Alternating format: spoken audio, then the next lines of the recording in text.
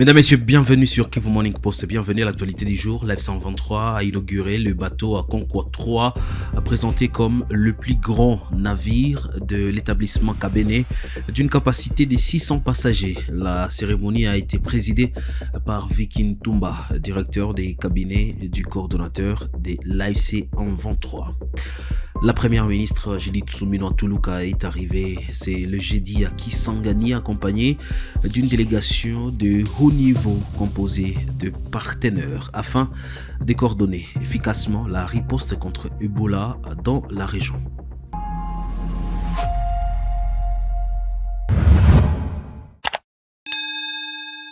Merci de nous suivre dans les quatre coins du monde. Live 123 a inauguré à Goma les bateaux à Concours 3, présenté comme le plus grand navire de l'établissement Kabene. Le bateau a une capacité de 600 passagers.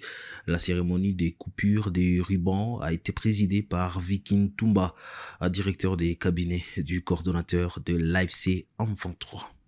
C'est pour moi un grand honneur de représenter la haute hiérarchie de notre organisation, l'Alliance Fleuve Congo Mouvement du 23 mars, AFC 123 en sigle, à cette cérémonie marquant le lancement officiel du bateau à Concours.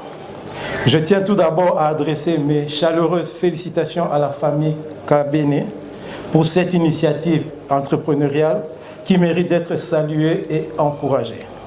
Dans un contexte où notre pays a besoin d'investissements créateurs de richesses et d'emplois, choisir d'investir dans le transport lacustre est un acte de confiance en l'avenir et une contribution concrète au développement de notre région. Le bateau à Concours n'est pas seulement une nouvelle embarcation. Il est un symbole d'espoir, de travail et de progrès. Il facilitera les échanges entre Goma et Bukavu, rapprochera davantage les populations d'une même nation, soutiendra le commerce, favorisera la mobilité et contribuera à la croissance de notre économie, ce qui s'inscrit dans la vision prônée par notre organisation. Mesdames et messieurs, la vision portée par l'Alliance Fleuve Congo Mouvement du 23 mars, sous le leadership de son coordonnateur politique, son Excellence M. Corneille Nangaa, et des éminents membres du Conseil de l'Alliance, est celle d'un Congo où la paix, l'inclusion et le développement économique vont de pair. Nous sommes convaincus que la stabilité se construit aussi par l'encouragement des initiatives privées, la promotion de l'investissement et la création d'opportunités pour notre jeunesse. C'est pourquoi nous accueillons avec satisfaction des initiatives comme celle de la famille Kabene qui démontrent que le secteur privé a un rôle essentiel à jouer dans la reconstruction et le développement de notre pays. C'est pourquoi nous accueillons avec satisfaction des initiatives comme celle de la famille Kabene. Permettez-moi également de rendre hommage à tous ceux qui, souvent dans la discrétion et au prix de nombreux sacrifices, œuvrent chaque jour pour que notre pays retrouve la paix et offre un avenir meilleur à ses enfants. Ici, pour moi, l'occasion de saluer la mémoire d'un grand entrepreneur, en l'occurrence M. Kabene, qui nous a quittés il y a de cela 8 ans. Mesdames et messieurs, je forme le vœu que le bateau en Concours connaisse une longue vie, qu'il navigue en toute sécurité, qu'il soit un instrument de prospérité pour son promoteur et qu'il apporte des bénéfices à toute la population. À la famille Kabene, je souhaite plein succès dans cette belle aventure entrepreneuriale. Vive l'initiative privée, vive le développement de notre nation, vive l'AFC M23 et vive la République démocratique du Congo. Je vous remercie de votre aimable attention.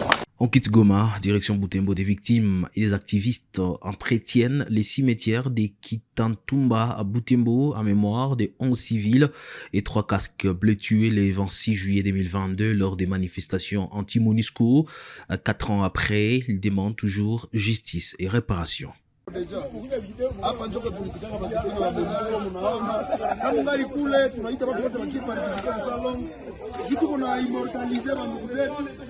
Juu tulime hapa salon kwa propre tushindia pa leo tupande message kama action itakuwa namna gani. Ndio tunaita wajene wote bavene jour lundi tunaweza kufanya nini? Kurejoindre programme ya familia na kuendelelesha. Watu wengine wakafika Lucha, Veranda Mtanga, Parlement de kule. Sio wote tuko hapa. Ndio kila mtu avene atoke kule kupale. Hizi message ilipita salongo hapa. Kwa mtu tuko na lima salongo mko naona hizi deja propriété ndio huko wote ilikuwa tunalima hayo. Ndio watu waitajika wote wasio. Sawa sawa. On reste toujours dans la partie Grand Nord. Les corps de Serge Voussama, technicien de la radio-télévision Mapambazuko de Mangina, a été retrouvé à Kadengeli, près des Kalibo, territoire de Béni, dans un état de décomposition avancée. Il avait été enlevé lors d'une attaque attribuée aux ADF il y a maintenant une semaine. Suivant Mongozi Vunyati. Il y a un corps qui a été découvert le matin de ce mercredi 22 juillet 2026 dans la partie sud de la commune de Mangina vers Kalibo. Il s'agit des corps de Serge Voussama, un des techniciens de la radio Pambazuko de la commune de Mangina. Certainement, il est parmi les portés disparus de l'attaque du 14 juillet 2026. Mais également, nous devons savoir, ce même matin, donc de ce mercredi, il y a eu d'autres corps, 2 corps donc, qui ont été aussi découverts dans la partie nord de la commune de Mangina, au niveau, disons, de Mundubiena. Mundubiena, c'est entre donc, la centrale hydroélectrique et Canada. Voilà, c'est-à-dire que depuis ces 2 attaques, le bilan s'alourdit et on est déjà au total de 22 corps. Voilà, nous n'allons pas cesser en fait de lancer l'appel à l'armée de faire des patrouilles qui sont permanentes dans des zones qui sont sensibles. Mais également, nous devons voir l'armée poursuivre l'ennemi sans relâche pour qu'on sache que cet ennemi venait d'être neutralisé. Nous n'allons pas continuer à pleurer les morts quand nous observons que la situation s'empire davantage. Et voilà, nous n'allons pas aussi cesser de demander à la population de donner les alertes pour que les services de sécurité aussi y travaillent. C'est-à-dire que c'est le pleur de plus au niveau de la commune de Mangina. En Ituri, les survivants de la maladie à virus Ebola soutiennent l'approche zéro décès communautaire dans nos ménages, initiée par l'Institut national de santé publique INSP. Il invite la population à se rendre immédiatement dans une structure de santé dès l'apparition des premiers symptômes. Selon eux, une prise en charge précoce sauve des vies et aide à interrompre la chaîne de transmission. Na beli vraiment na beli na ndenge moko ya kosakana te na kufi meme na kati na ndako na nga 2 fois na kwei na douche na kufi na perdre voisine sunginga et tout ça jusqu'à ce que bae ko memanga mbila se meninge sindinga na hôpital dans le coma na ebi atate soki na komi na hôpital ndenge ni na sali 2-3 jours dans les consciences na hôpital na ebi atate.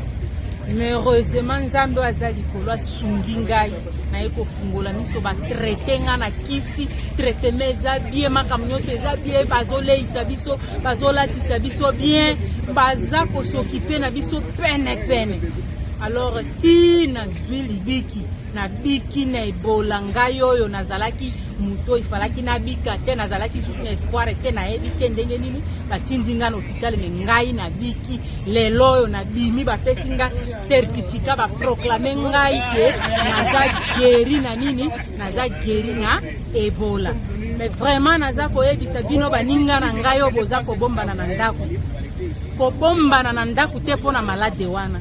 Ngai nano nazaki mutu ayambo ko banga ko kende no hôpital alors que hôpital ndeke iko bikisa ngai bino baninga na ngai bo banga te soki signe wana se manifester nzela bozwa bokende na hôpital traitement libiki eza na hôpital na accompagnement na nzambe na oya banginganga eza nde na hôpital libiki eza na hôpital si lelo oyo nabiki eske nga nazaki mutu akobika soki nakendeke na hôpital ete mbele nabikaki te mbele bembe na nge elalaki kaka na kati na ndako na nga wana mais grâce na hôpital ndenge nakei nazwa kisi na hôpital lelo oyo kisi na hôpital ebikisi nga nabimi na certificat na nga na maboko naza sika vraiment bien à l'aise naza bien naza lisusu na malade te na nzoto na komi makasi. Merci beaucoup vraiment.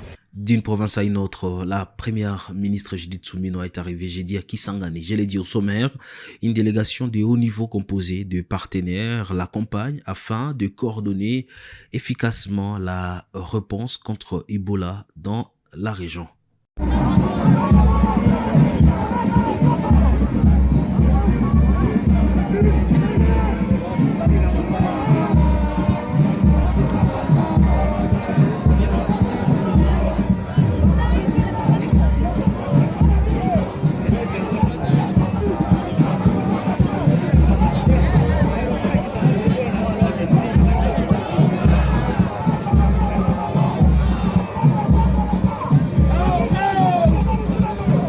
Dans les Tanganyika, les premiers chargements des concentrés de lithium a quitté le port de Kalemi dans la province du Tanganyika à destination de Kigoma en Tanzanie. Cette expédition marque une étape importante dans le développement des exportations minières de la région. Suivez. La province du Tanganyika amorce enfin l'exportation des concentrés de lithium. Le gouverneur Christian Kitunga Mutiba a présidé ce mercredi 22 juillet 2026 la cérémonie inaugurale du départ du tout premier navire du port de Kalemi à Mutoa à destination de Kigoma en Tanzanie. Les travaux de ce port ont été réalisés par l'entreprise Golden Lake Logistique SRL.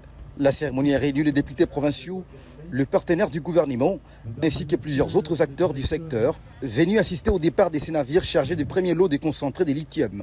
Avec cette nouvelle infrastructure de grande envergure, la ville de Kalemi consolide sa vocation naturelle des carrefours commerciaux reliant les marchés nationaux et internationaux. Notre ambition est claire.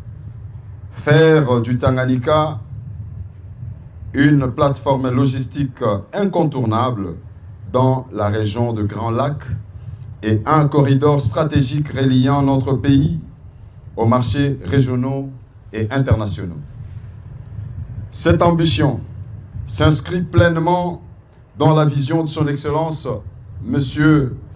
Félix-Antoine Tshisekedi Tshilombo, président de la République, chef de l'État, qui fait de la modernisation des infrastructures, de l'intégration économique et de l'amélioration du climat des affaires des priorités nationales. Cet événement démontre qu'une collaboration sincère entre le pouvoir public et le secteur privé permet de concrétiser des projets structurants au bénéfice de notre population. Nous souhaitons également que l'entreprise privilégie le recrutement de la main-d'œuvre locale. Ça veut dire les enfants du Tanganyika. Je forme les vœux que ce port devienne un puissant instrument de développement, de création d'emplois, d'intégration régionale et de priorités protégées. L'entreprise Golden Lake Logistique SRL n'a pas tari des mots pour saluer les efforts déployés par le gouverneur Christian Kitunga Mutiba depuis le lancement de la première phase des travaux du port jusqu'à leur aboutissement. Depuis le lancement du projet, son Excellence, Monsieur le Gouverneur, a toujours accordé une attention particulière à la construction du port. Il a fourni à plusieurs reprises des orientations importantes et facilité la coordination entre les différents services concernés afin de résoudre les difficultés rencontrées dans l'exécution du projet. Grâce à sa vision stratégique et clairvoyante, son Excellence, Monsieur le Gouverneur, a pleinement mesuré l'importance du port de Kalemi pour l'avenir de la province du Tanganyika. Par son leadership pragmatique et efficace, il a favorisé une meilleure collaboration entre les différents services et créer les conditions nécessaires à l'avancement du projet ainsi qu'à la réalisation de cette première expédition.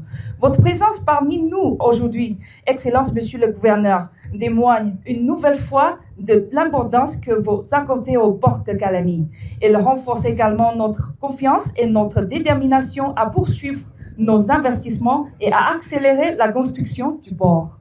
Après la visite des délégations à bord du navire avant son départ, le gouverneur Christian Kitunga Muteba s'est assuré que toutes les conditions de navigabilité soient réunies.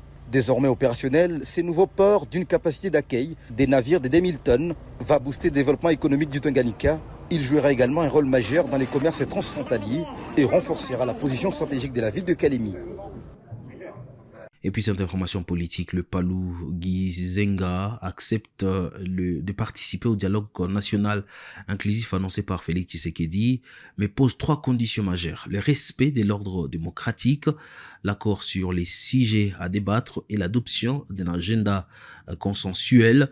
Le parti estime que le contexte actuel, marqué par la guerre à l'Est, une démocratie encore fragile et des difficultés socio-économiques, ne favorise pas une réforme institutionnelle.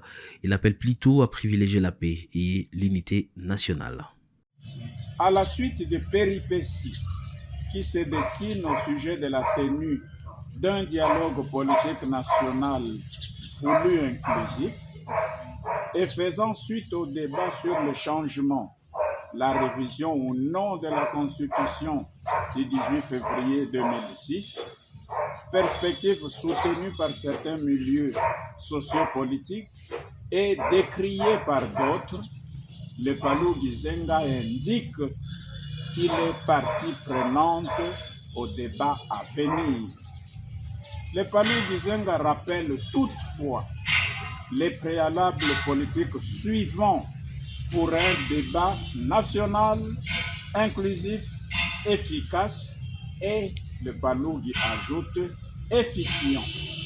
Premier préalable, la responsabilité des acteurs en présence dans le respect de l'ordre démocratique doit être engagée.